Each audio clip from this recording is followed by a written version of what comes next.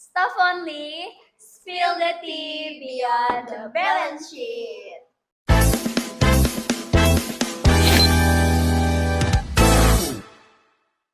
Oke, halo semuanya, selamat datang di podcast Stuff Only.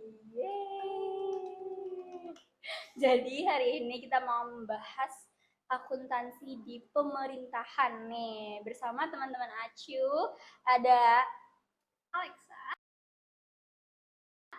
aku Modi, dan aku Hilma. Oke, tadi kan aku bilang kita mau membahas tentang akuntansi di pemerintahan nih guys. Terus kalau kita ngomongin pemerintahan, akhir-akhir ini tuh lagi hits tentang MBG kan. Nah, kemarin tuh Modi katanya mampir-mampir ke SPPG ya. Di mana mau ceritain dong, spill the tea, spill. Iya, kemarin tuh deket rumah aku baru aja peresmian dapur SPPG. Nah, dapur SPPG ini khusus untuk di wilayah Bogor Tengah. Oh. Terus gimana bentukannya? Kayak aku tuh penasaran karena aku belum pernah melihat SPPG secara langsung dan belum kebayang aja gitu loh. Kayak bentuknya tuh kayak gimana sih? Jadi kalau bentukannya itu dia tuh mirip banget kayak kantor luarnya. Apalagi kan kalau misalnya kita lihat di internet itu kebanyakan bentuknya ruko ya. Iya. Karena mereka tuh biasanya pakainya ruko. Nah, kebetulan yang dekat rumahku nih dia bentukannya tuh kayak lebih ke kayak kantor, tapi ternyata dalamnya tuh luas banget dan dia tuh nggak disekat-sekat. Jadi itu khusus untuk dapur aja, operasional mereka gitu. Tapi di dalamnya tetap ada kayak kantor administrasi kayak gitu. Aku baru tahu loh ternyata. Sama apa juga. Gokil sih, berarti setiap hari itu produksinya masif banget dong. Dan lo nih Mod sebagai anak akuntansi nih yang tiap hari berhubungan dengan angka dan laporan keuangan, ngelihat bahan baku yang bejibun itu gimana pendapatnya? Kalau misalnya masif banget karena dia itu produksinya massal dan itu tuh operasionalnya setiap hari.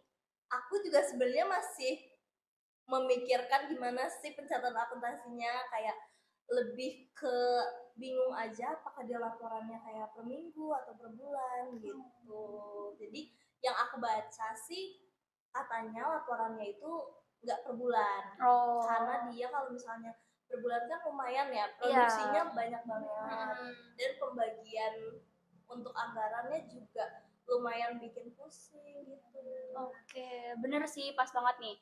Karena tadi Modi udah bingung, kita diskusi bareng-bareng aja hari ini tentang sistem pencatatan, baik itu jurnal-jurnalnya dari akuntansi pemerintahan, dan juga mungkin kita bahas kali ya alur gimana sih uangnya ini tuh muncul untuk dibelanjain gitu. Sumbernya dari mana sih? Yuk kita bedah bareng-bareng. Oke, sebenarnya aku tuh suka bingung sih sebenarnya kayak gimana sih alurnya, apakah dari APBN tuh langsung turun ke programnya atau harus ada kayak ACC dulu gitu, kayak salah ngajuin proposal, ngajuin kan kalau di proker kita ngajuin dulu kan, kayak dari Hima ajuin dulu ke DPM gitu kan, nanti baru nanti naik lagi ke Ditmawa ya nggak sih, habis baru dapat cairan dananya kayak gitu kan. Nah kalau dari pemerintahan kita tuh kayak gimana sih, apalagi di MBG ini, apakah ada alur tertentunya gitu? Menurut Alexa gimana? Dari yang sempat aku baca nih, itu tuh kurang lebih sama sih sama yang kamu bilang tadi yang kita di organisasi. Jadi tuh si SPPG-nya itu bikin perencanaan atau proposalnya itu tadi untuk 10 sampai 12 hari kerja. Lalu nanti itu diajukan ke ini KPPN, nanti KPPN yang CC kalau udah di approve, nanti itu dananya baru dicairin ke SPPG di wilayah masing-masing.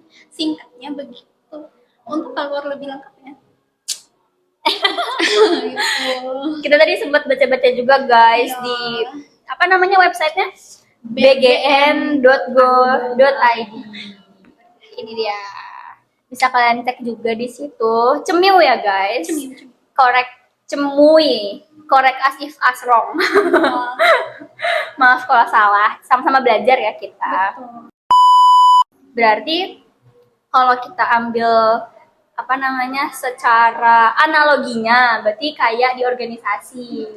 Kayak kalian punya proker, bikin proposal, nanti naikin dulu ke DPM, DPM mungkin nanti bantu ke pihak IPB-nya ya. Iya.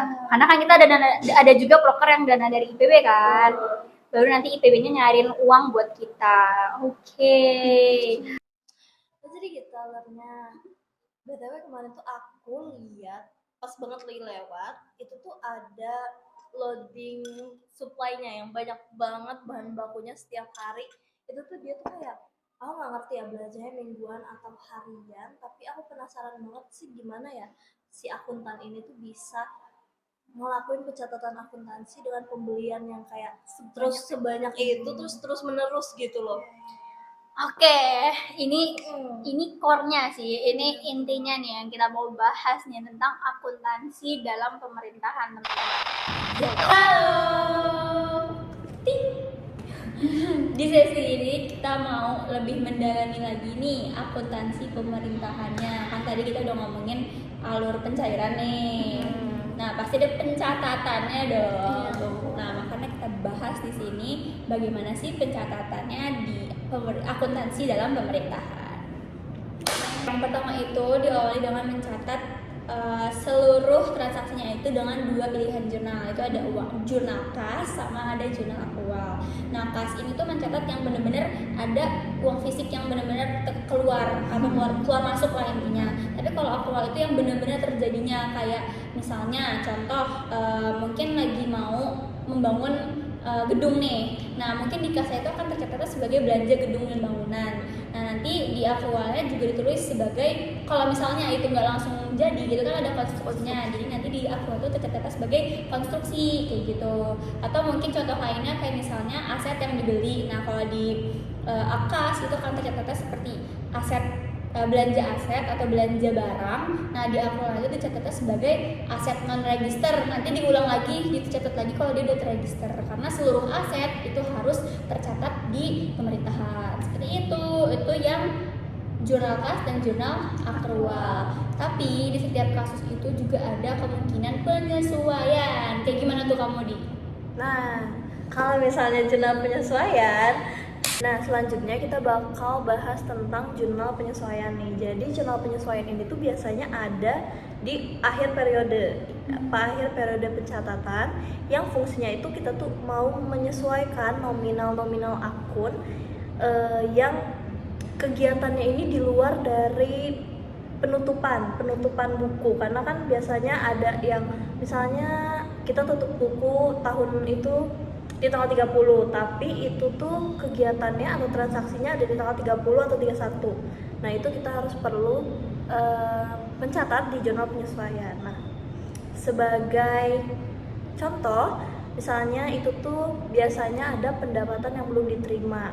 Misalnya kita udah mengerjakan tugas kita, tapi kita belum mendapatkan pendapatan tersebut. Nah, itu nanti bakal kita catat di jurnal penyesuaian. Selain itu juga biasanya kebanyakan jurnal penyesuaian ini untuk mencatat penyusutan aset tetap gitu.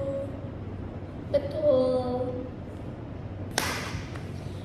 Oke, tadi kan kita udah mention nih tentang jurnal kas, akrual, yang dimana itu untuk mencatat seluruh transaksi. Terus ada juga penyesuaian. Nah, selanjutnya itu ada laporan realisasi anggaran. Formatnya itu nanti tuh kayak ada akun-akun, habis itu ada anggaran, realisasi dan perubahannya. Jadi ada anggaran yang tertulis dan juga realisasinya kayak gimana. Nah, perubahan ini fungsinya untuk melihat apakah terjadi peningkatan atau penurunan. Nah, kan di LRA ini, singkatannya LRA ya. LRA ini tuh kan ada akunnya tuh ada pendapatan sama seluruh belanja kan. Nah, di sini itu bisa dengan adanya perubahan itu jadi bisa melihat pendapatan si instansi ini tuh terjadi peningkatannya berapa persen, dan di belanjanya juga bisa dilihat seberapa meningkatnya atau menurunnya belanja mereka dari anggaran yang disediakan di awal kayak gitu. Nah, di sini juga bisa melihat nih defisit atau surplusnya si instansi tersebut, karena kan ada pendapatan dan belanja ya. Pendapatan otomatis dikurangi dengan seluruh belanja yang ada. Kalau memang belanjanya lebih besar daripada pendapatan, otomatis terjadi defisit kan.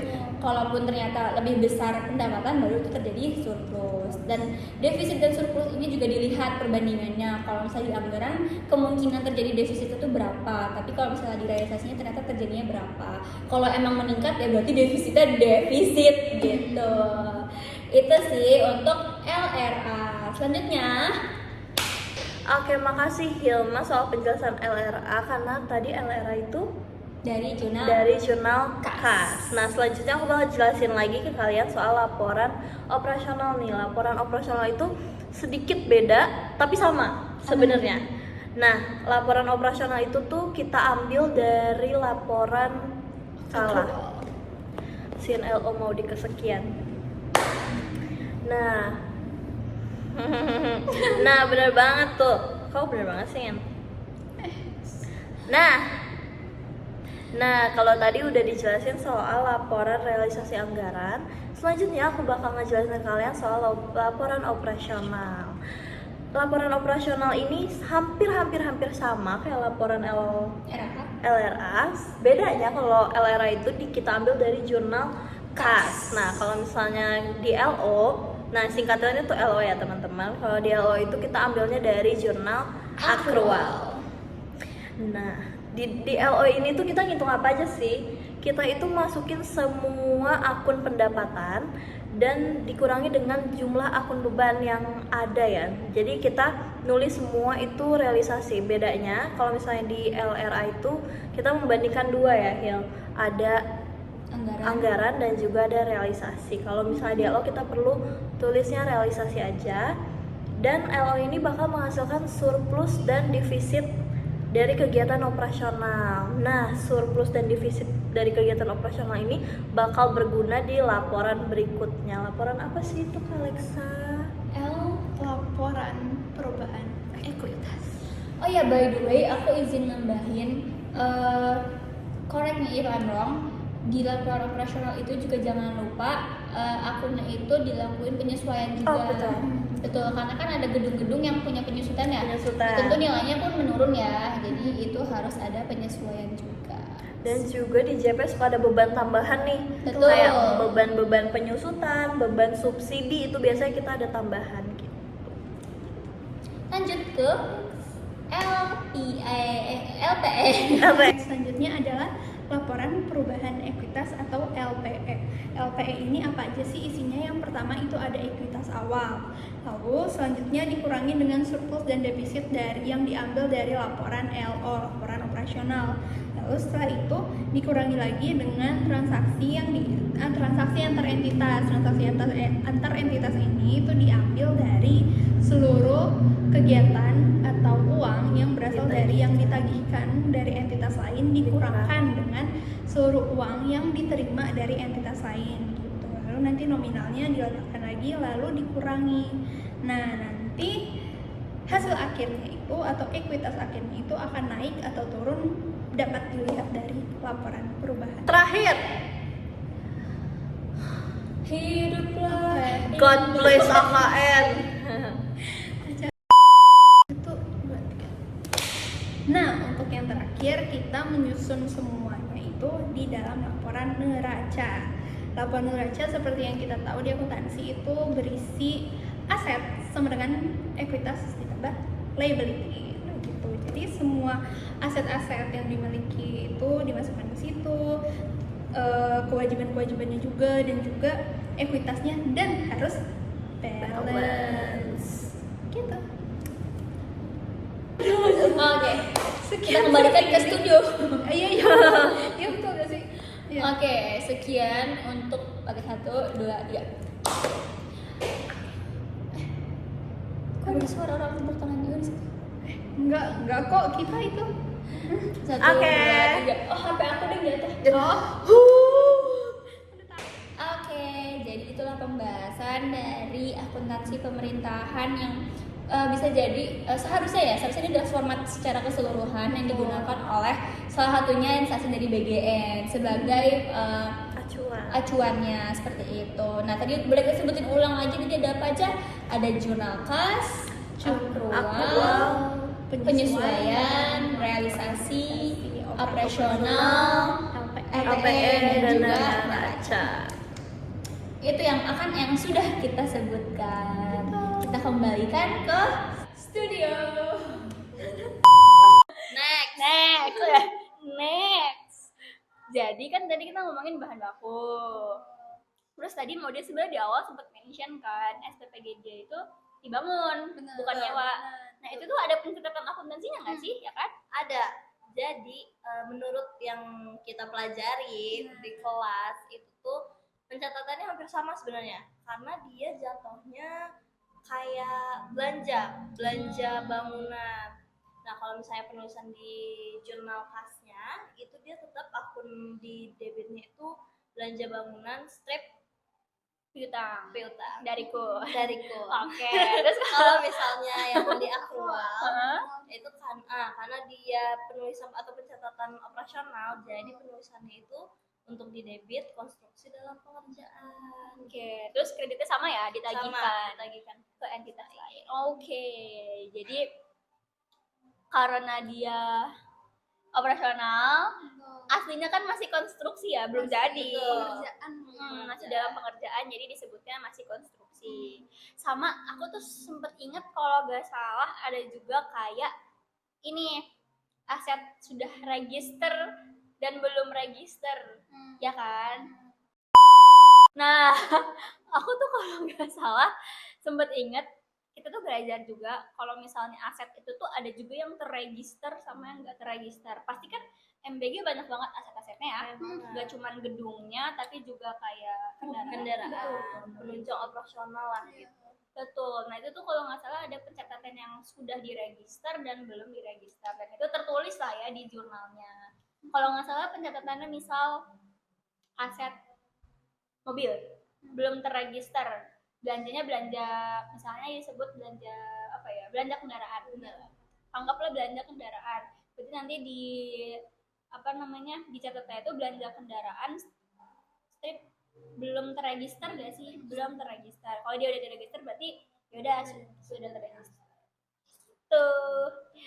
Correct me if I'm wrong. Kembali lagi karena ya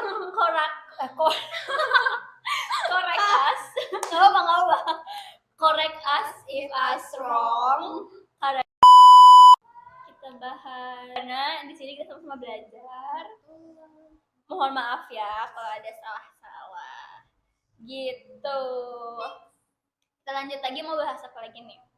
Kita kan tadi ngomongin kendaraan, aset, terus bahan baku tuh berarti persediaan, betul. Terus jurnal-jurnalnya gimana, alur anggaran gimana. Kalau misalnya A few moments later. Sama banget ya sama organisasi. BTW mulu udah. Apa-apa. Nah, tadi kan kita ngomong nih. Udah. Tadi ngomong. 1, 2, 3. Kan tadi kita udah ngomongin alur anggaran. Gitu gimana cairnya. Kan ternyata mirip organisasi. Habis itu ada pencatatan. Pencatatan. Oke, gitu loh. Oke, jadi kan tadi kita udah ngomongin dari awal sumber dana, habis itu Nah, tadi kan kita udah ngomongin dari awal banget nih. Nah, kayak apa tadi alur dana cair dari anggaran, di situ juga pencatatan jurnalnya. Nah, kalau kan tadi aku pakai analoginya organisasi ya. Aku ngomonginnya organisasi, kayak misalnya kalau awal kan pencairan dana itu dari proposal, bikin proposal, ngajuin, ya kan. Nah, dan ternyata sama kan. Nah, kalau di proker juga kan di akhir selalu ada laporan pertanggungjawaban, betul. Nah, kalau di MBG ini, di SPPG. SPPG ini, Apakah ada juga? Tapi mau jelasin? Ada. Oke, Ada, boleh. Ada teman-teman. Jadi tuh SPPG tuh harus membuat anggaran dari rekening SPPG dengan BAS. Apa tuh Bas? Wih.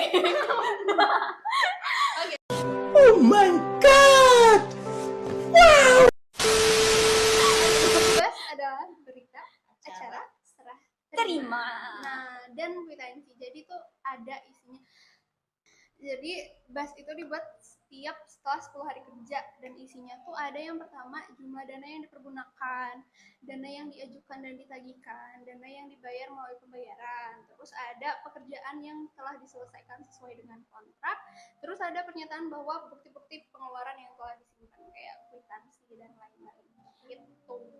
Maudi sebagai bendahara berarti kayak organisasi gak sih? Iya benar, kayak organisasi. Tapi kalau di SPPG ini aku bacanya ternyata dia pengajuannya itu 1 bulan 2 kali berarti ya pencairannya. Iya. 10 sampai 12 Makanya dia selalu melakukan pertanggungjawaban setiap 10 10 hari. hari. Oke. Berarti sekitar sebulan tuh bisa 3 kali lah ya. 3 kali. Karena 30 hari lah anggapannya ya. Oke, berarti selalu ada laporan pertanggungjawabannya. Iya, karena tuh kan belanjanya banyak. Betul. Terus buktinya harus tepat, Nah, biar betul. tepat lah. Nah, anggarannya. apalagi betul. ada dan masuk di APBN. Benar.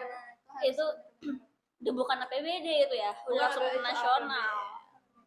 Bukan anggaran organisasi ya. anggaran negara. Ya, Betul. Oke, berarti ada ya Ada, laporan harus ada. pertanggungjawabannya. Betul, harus ada. Oke, kan kita anak akuntansi. Betul.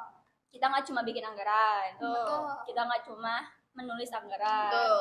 Nggak Tidak cuma merencanakan. betul, nggak cuma mencatat jurnal-jurnal realisasi, Betul. laporan pertanggungjawaban, tapi juga ada pengawasan. Dan sekarang juga kita lagi belajar kan. Iya. Nah, kalau di perusahaan kan ada tuh pengauditannya. Hmm. Kayak bisa minta ke akuntan publik, nanti diaudit. Di organisasi juga ada. Kalau setahu aku tuh, kalau organisasi aku ada sih kebetulan. Jadi maaf ya gaya ping dikit. Jadi di departemen aku tuh kan departemen governance and oversight. Jadi kita pengawasan juga. Nah, itu tuh ada divisi audit yang emang dia tuh ngecekin keuangan setiap departemen kayak Wow. gitu. Mungkin di kalian juga ada? Kalau di kita nggak ada, tapi kita kan dapat audit ya dari. Oh iya, dari KAM ya? Enggak, dari kampus. Oh, dari kampus. Sebenarnya DPM itu audit guys. Oh, oke. Iya. Nah, Sama aja ternyata. sama aja aja. ternyata ya. Benar-benar. Karena emang pencatatan tuh harus ada pengauditannya ya. Audit. Ada pengawasan. Kalau Nah, nggak diawasin kan bahaya. Berarti kalau di SPPG ini tuh ada nggak sih? Ini dia, ternyata di SPPG itu juga ada badan pengawasannya. Wow. Nah, jadi pengawasan penggunaan dana bantuan pemerintah MBG ini tuh dilakukan langsung sama Inspektorat Utama atau yang biasa itu tuh ITAMA. Oh, Itama. Nah, jadi melalui pemantauan, evaluasi, dan pengawasan lainnya. Nah, selain audit internal ini, di SPPG ini juga ada audit eksternal. Oh. Nah, dia tuh dipantau langsung sama BPK atau Badan Pemeriksa Keuangan. Nah, yang menarik ini BPK ini nggak cuma ngasih opini, tapi juga dia itu ngaudit kinerja. Oh, betul. Audit kinerja itu berarti ini ya, untuk menilai kinerja dari para staf dari SPPG Betul. juga. Jadi ngelihat pertama mungkin staf juga ya, habis itu juga kalau dari yang dibaca itu juga menilai 3E. Ekonomis, efisiensi, dan efektivitas. Jadi nanti BPK-nya tuh langsung turun ke lapangan untuk melihat SPPG yang deket rumah lu tuh. Nanti dia datang. Coba ya. Iya, tapi kita ketemu sama BPK-nya. Iya. izin jamin langsung. Izin jamin ikut ngawasin gitu ya. Jadi nanti mereka mencocokkan lah ya, apakah si anggaran ini terrealisasikan dengan baik, terus abis itu sesuai dengan BAS tadi juga apa enggak, abis itu karena kan porsinya juga sama atau enggak, karena kan ya takut aja gitu apakah kualitasnya beneran bagus, misalnya ada daging, ada sayur, kalau kenyataannya Krusial banget kalau soal makanan. betul, kalau misalnya kenyataannya datangnya beda kan itu bisa berbeda ya, makanya itu disalurkan ke anak-anak anak-anak. benar, makanya harus ada audit kinerja itu. Tapi uniknya dari MBG ini karena dia tuh viral banget ya, bukan viral sih, Iya. kayak lagi hot Banget. banget di Heeh. sini. Jadi selain eksternal yang BPK itu, ternyata SPPG ini beberapa SPPG itu sering banget dapat perhatian dari masyarakat juga. Oh iya, Jadi benar. masyarakat juga ini bisa ikut mantau nih proses menilai proses MBG ini, SPPG ini. pokoknya program MBG ini. Oke. Gitu. Apa tadi Instagramnya kalau mau ngecek Kak? Tadi kayaknya kamu sempet lihat Nah, postingan. biasanya kalau misalnya teman-teman kayak di daerah kalian itu suka ada searching aja SPPG terus nama daerah. Oke. Gitu. Itu biasanya ada di Instagram, di TikTok juga ada biasanya. Itu Oke. teman-teman bisa lihat kayak proses mereka masak atau menu-menu apa aja yang proses menghantarkan proses distribusi. Sama kalau nggak salah mereka juga ngepost ini gak sih kayak jumlah porsinya, ya, betul. anggarannya juga ya. Dan di beberapa SPPG yang memang tuh bener-bener di kota biasanya dia tuh suka ada apa ya namanya informasi gizi ya itu namanya. Aku lupa.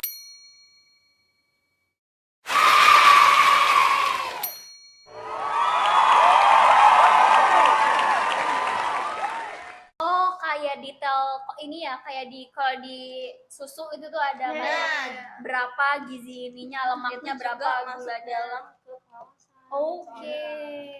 Jadi kayak bukan sebenarnya dibuat apa aja sih dananya itu enggak, tapi nutrisi yang dihasilkan, gizi yang dihasilkan itu juga harus Oke, berarti lengkap banget ya di pembahasan kita hari ini ya.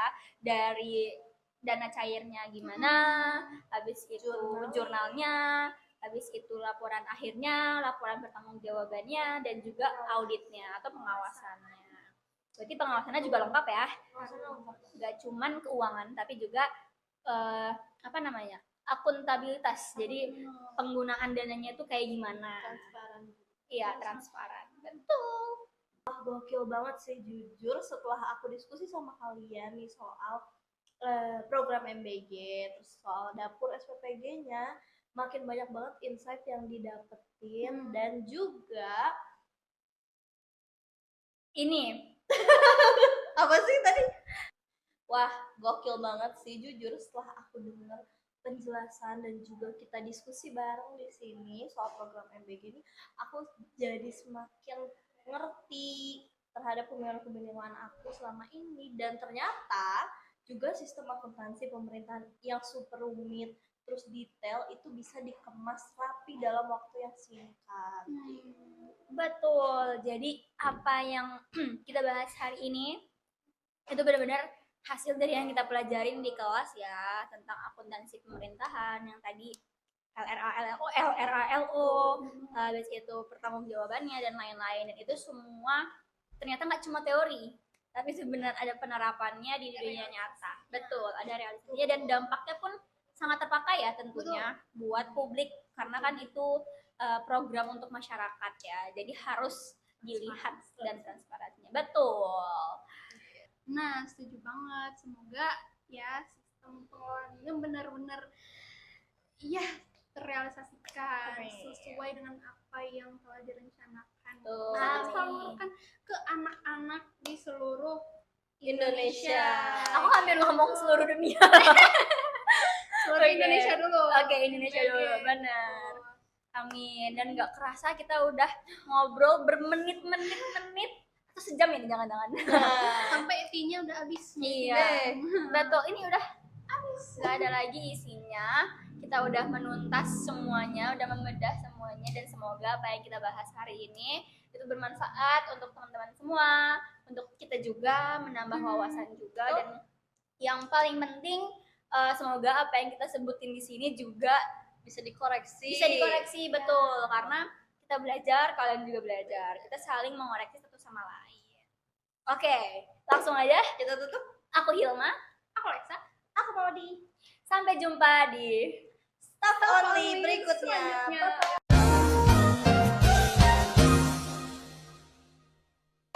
bye.